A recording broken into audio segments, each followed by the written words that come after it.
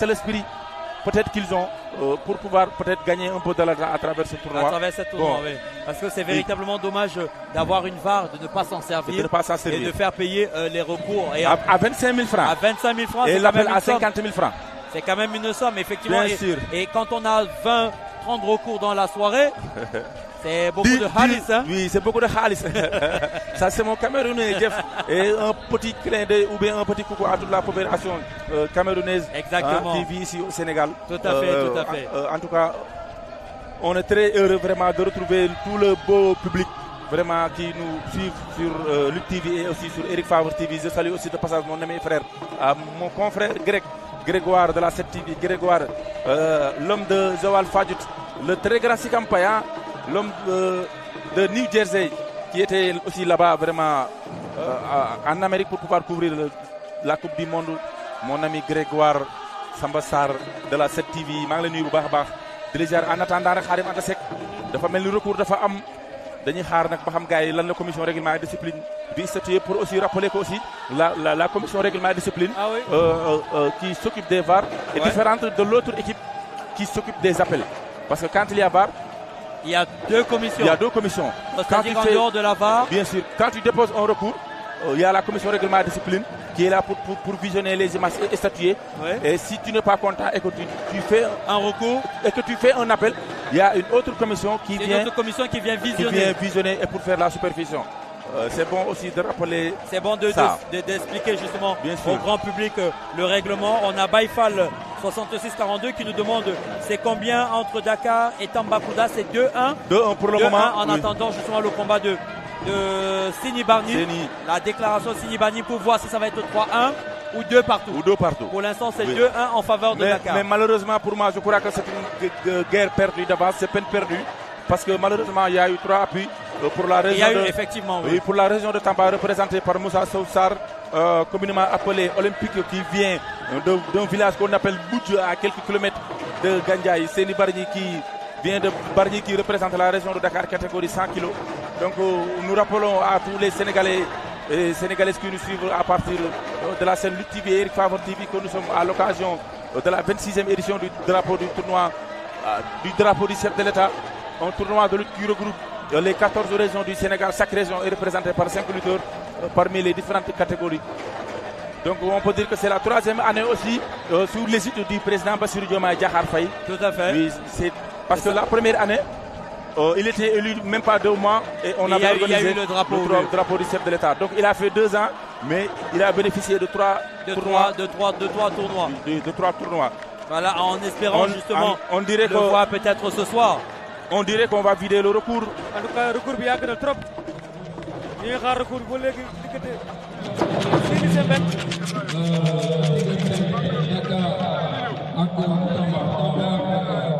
catégorie 100 kilos. Il y a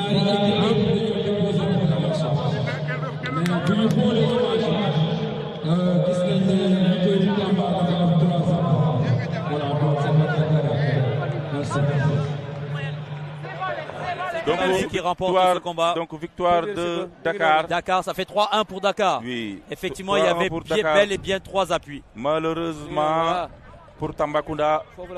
Donc oui, là c'est Diallo. Malheureusement, on voit aussi un public qui conteste la décision de la commission. Mais malheureusement, mais je pense que voilà, il y a 3 appuis. Il y a 3 appuis, ça se voit. Voilà, mais malheureusement le public, eux, ils n'ont pas les images. Mais ils l'ont là-bas. Ils ont sur l'écran. Voilà. Donc ils peuvent le voir et le confirmer qu'il y a eu effectivement 3 appuis du lutteur de Tambacounda qui est déçu. Hein. On voit à l'image un peu sa réaction. Il est déçu. On ne sait pas si est-ce qu'il a été qualifié pour la compétition en individuel pour pouvoir rattraper un petit peu et pourquoi pas devenir champion à titre individuel. Là pour l'instant, l'équipe de Tambacounda qui concède sa 3e défaite. Il reste encore 2. Il reste encore non. Les plus de 100. Ça c'était les 100 kilos. C'était les 100. Ah, il reste plus de 100. Il reste les plus de 100. Oui, ça y est, c'est fini. C'est Elas Sidi Ndiaye. Ça y est, c'est fini. Mbaye Diène, communément appelé Mbaye délégué. Ça y est, Dakar pour l'instant est sur le podium. Il est sur la 3e marche de ce podium. ndeysaan loolu am na solo ñu ngi noonu Seny Bargny jël na ndam la ci kaw Tamba. Seny Bargny jël na ndam li kon Dakar su ma jumul dafa gun na amagul na 66 kilos am na ndam. waaw 76 kilos am na ndam. am na ndam ñaari yoon. kon Dakar ñu gën a jege. Dakar gagné na ba pare kay. voilà kon leer na Dakar am na 3-1. voilà 3-1. léegi 5e combat bi ndeysaan on a l'arrivée de Eumeu Sène du très grand champion Eumeu Sène. Comme je l'ai dit hier, il fait partie vraiment des lutteurs qui à chaque fois à l'occasion du drapeau du chef de l'État, il se déplace vraiment pour pouvoir assister, il se déplace pour pouvoir venir, pour pouvoir apporter son soutien, soutenir vraiment la fédération. Et ça c'est à magnifier. Ça c'est l'arrivée du très grand champion Eumeu Sène. Eumeu Sène qui on va dire, il est à domicile, hein. Il est chez lui. Donc c'est tout à fait normal, mais justement, il faudrait beaucoup plus de lutteurs comme lui qui viennent encourager et soutenir la lutte simple, sachant que la lutte simple est partie intégrante de la lutte avec frappe.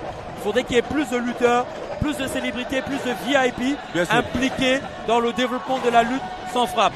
Ndeysaan combat baa ngi noonu diggante Mbaye Délégué ak El Hadj Ndiaye ndeysaan di nuyu suma frère suma xarit Assane Dione ndeysaan depuis Njongolor di nuyu waa Njongolor yëpp. El Hadj Ndiaye fan la Dakar. El Hadj Ndiaye Dakar plus de 100 100 kilos. Mbaye Diène ñu naan ko Mbaye Délégué. Mbaye Délégué fan la. Mbaye Délégué Tambacounda. ok Tamba Dakar 100 kilos. El Hadj ñaari mbër yaa nga ca. jàppante. El Hadj Ndiaye. Mbaye Délégué. El Hadj Ndiaye Dakar Mbaye Délégué Tamba. ñu ngi noonu. arbitre baa ngi wax ak ñoom. ñaari mbër yaa nga ca. El Hadj Ndiaye Mbaye Délégué. Mbaye Délégué bëggoon na koo jël loolu ci 3e place bi la malheureusement Dakar gagné na ko ba pare. Victoire de Dakar par 3-1 pour l'instant. On attend de voir si Mbaye Délégué va réduire le score à 3-2 ou bien à 4-1. Mbaye Délégué moo féete ndeyjoor ñu naan ko Mbaye Diène.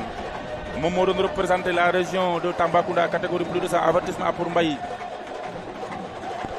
Avertissement pour El Hadj Ndiaye ñoom ñaar ku nekk am na avertissement.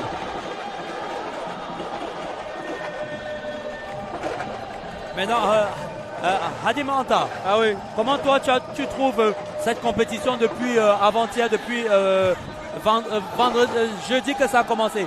Comment toi tu trouves la compétition? La compétition, est-ce que c'est bien? Est-ce que c'est nerf? Est-ce qu'il y a du bon niveau? Si tu peux nous aider, Bouka, pour la transmission, la traduction, s'il te plaît. J'aimerais bien moi avoir son avis. compétition bi ba xam ndax am na niveau ndax jaar na yoon. ok c'est bon waaw compétition bi am na niveau. macha allah français. non en wolof c'est bon. wolof c'est bon. français pour yaa jëf la man. Moussa Ndiaye war na napp rek waxal li nga mën rek waxal li nga mën ñoom père Pala ñoom père boobu ñëppay taxalee la waxal rek. ok non bon compétition bi am na solo niveau bi yëg na bon poids 100 kilos El Hadj Ndiaye. waaw Mbaye Délégué il est lourd. waaw difficilement Mbaye Délégué facilement pour El Hadj Ndiaye à Dakar 3-1 pour Dakar 1 pour Tambacounda kon difficilement pour Mbaye Délégué non facilement pour Mbaye Délégué difficilement pour Mbaye Délégué facilement pour El Hadj Ndiaye à Dakar. Voilà. Oui. Et maintenant est-ce que am na benn combattant espoir ci compétition bi. espoir oui Seny Bargny. Seny Bargny oui Seny Bargny. C'est l'espoir de la compétition.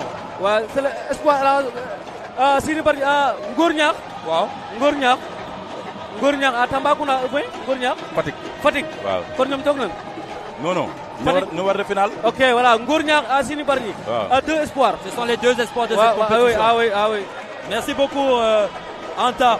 Merci beaucoup à Kourtou Jeff. Merci à El Hadj Ndiaye à Dakar. El Hadj Ndiaye. Mais bon Boucar Ndour public bi nag Tony Junior le champion. Tony Junior waaw. Jeff ndeysaan Samba Ndour ñoo ngi koy nuyu bu baax. te connais Tony Junior. gars yi na ci ligne non bi malheureusement. ok Mbacke Fall bul wax loolu waay Mbacke ñu ngi lay nuyu bu baax a baax Faya bu Ninki gars yi ñu ngi leen di nuyu bu baax Nabou Diouf gars yi ñu ngi leen di bëgg bu baax di leen jaar ndeysaan Mbaye Délégué ngi noonu ci digg géew bi ndeysaan jommi na waaru na parce que xam na ne malheureusement ñàkk nañu te ak lu mën a xew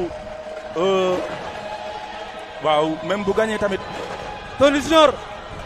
doo jaar nii yaa ngi gis fii di jaar nii tamit mbëri daal man daal mbëri jaaxal nañu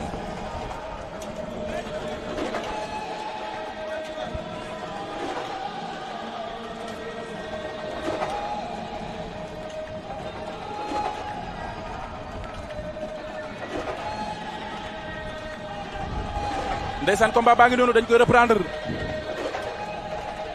en attendant après ñu mën a dalal suñu gan bi Seydina Omar Xaadim Anta Seck du séeréer de Xaadim Anta Seck ab bawol la aca ndeysaan ñaari mbër yaa nga ca diggante ki nga xamante ne moom mooy Dakar Tambacounda Dakar El Hadj Sidi Ndiaye Tambacounda Mbaye Diène communément appelé Mbaye délégué Mbaye daw na jël ko El Hadj bañ na Mbaye jël na ko El Hadj di ko génne Mbaye délégué ak El Hadj Ndiaye Mbaye sol naax El Hadj bañ na day diis Diomaye Tine delloo naa la ziar Nabou Diouf Séri Ablaye Ndiaye maa ngi koy nuyu bu baax avertissement pour Mbaye délégué wala avertissement pour Mbaye délégué mais Mbaye délégué moo def action mais malheureusement bon c'est une guerre perdue d'avance. C'était ça, c'était perdu d'avance. Oui, ils avaient déjà quand même 3 victoires. Dakar, voilà, Dakar 3e place. C'est ça. Dakar, ils sont sur le podium. Oui. Exactement. L'essentiel, ils sont sur le podium. Voilà, c'est plutôt une bonne chose parce que, comme je l'ai dit, ils sont quand même à domicile. C'est organisé chez eux. Ça faisait longtemps que le drapeau chef de l'État n'était pas venu à Dakar, 8 ans déjà. Oui. Et là, que ce soit organisé cette année et ne pas voir Dakar sur le podium, ça aurait été véritablement dommage. Ndeysaan noonu la demee loolu mooy waral rek ñu mën a dalal suñu invité bi ñu am muy Tony Junior borom jëndee